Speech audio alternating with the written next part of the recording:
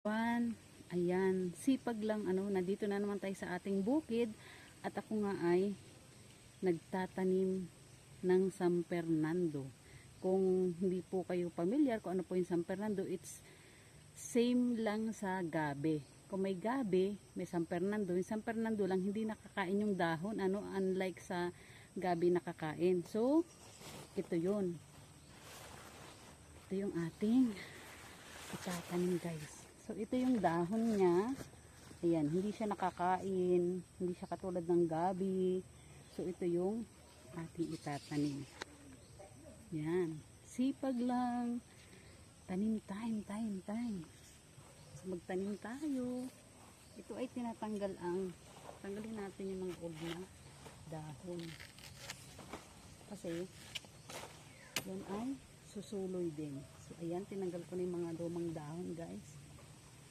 Ito na siya. Itatanim na tayo. Let's go. Magbubutas tayo syempre ng ating lupa. Guys. Sipag lang. Diba nga?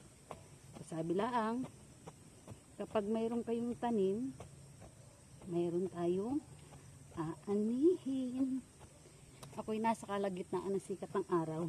Kaya naman talagang ang aking pawis ay tak na talagang tak.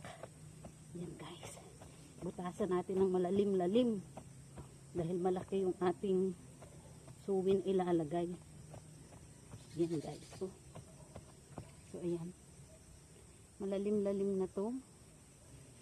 So lagay natin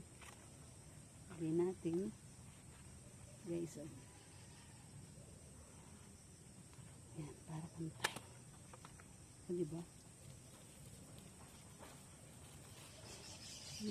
Ganun lang, idol. Ganun lang tayo. Yan o. Sipagan lang. Tapos ilagay na natin yung mga lupa dito. Diba? Sipag lang. May harvest tayo pagdating ng oras o panahon. Thank you always, guys, sa inyong subaybay sa aking upload videos. God bless everyone. Bye!